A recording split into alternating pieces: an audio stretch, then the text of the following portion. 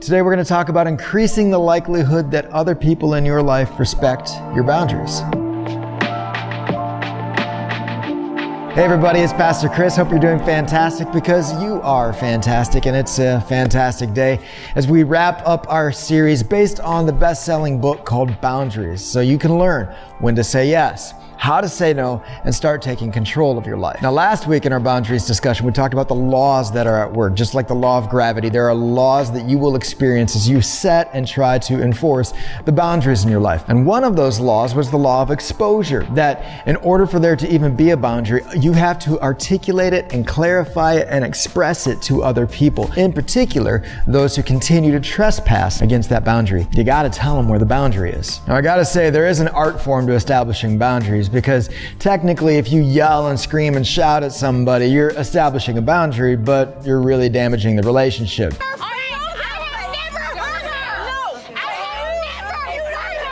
And the point of boundaries is so that you can flourish within those boundaries, not to burn bridges with everybody in your life. Now, there are a lot of things that you can do to establish a boundary, and a lot of things for you to think about, but today I'd like to zoom in on 3 of them, because these 3 things I think are so important in expressing the boundary, but also in increasing the likelihood that you'll have a healthy long-term relationship with the people in your life. And these 3 things are compassion, clarity, and consequence. Let me explain.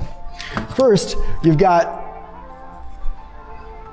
compassion. And when you establish a boundary with somebody, it's actually an act of love. You're showing them compassion. And you can say it in a way that values the relationship. You can say things like, I hope you're a part of my life. I want you to be in my life, but here's a few things I need you to understand. Because I care about you, I need to tell you a few things. You're beginning and leading with compassion. The second thing is clarity. This is saying, when you do that thing, I do not enjoy that. Or when I am this way, or when I am in this place, this is what I expect of you. It's saying it in such a lucid, clear, tangible, understandable way that there's no confusion about where your boundaries are. And then third is consequences. It's not enough to just say, I love you, and here's the boundary in my life. You also need to say, and if you continue to trespass against the boundary in my life, this will be the consequence. I will have to step away. I will have to stop taking your phone calls. If you're a parent, you will be grounded. I will have to take away your iPhone. Whatever it is, there's a certain consequence. Now, if you look, things get really messed up. If you're compassionate and you have clarity, but no consequence, this is where abuse happens. People don't respect your boundaries because there's no consequences. They continue to trespass against you, and they continue to deliberately cross over the boundary lines that you've established for yourself because there are no consequences. The second intersection is between compassion and consequences. Let's say you're really compassionate with a person, but then you blow up at them, but they don't understand where they trespassed against you. This is where there's a lot of confusion.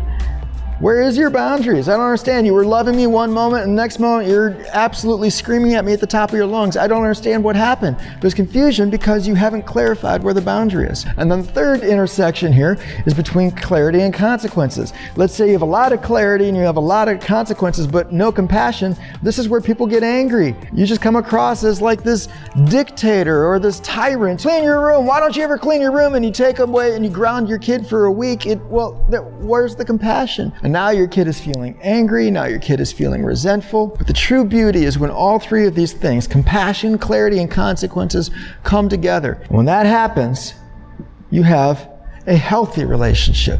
You've led with compassion. You've demonstrated that you love them. You're clear about your expectations, but you're also clear about what are the consequences if they do continue to trespass against you. And that's where a healthy, flourishing, and thriving relationship begins. This is where a happier and healthier version of you and your relationships lives, is when all 3 of these things come together. And what's so interesting, if you think back to the Garden of Eden, God tells Adam and Eve, hey, you are free. This garden is yours. You're free to eat from any tree of the garden. That's compassion.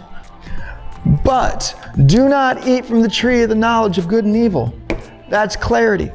Or you will surely die. That's consequences. And from the very beginning, even in a state of perfection that is Eden, God gives Adam and Eve boundaries with compassion, clarity, and consequences so that they can have a healthy, thriving relationship with each other and with Him. My friends, that's what I want for you. I truly believe a happier, healthier version of you is waiting on the other side of this.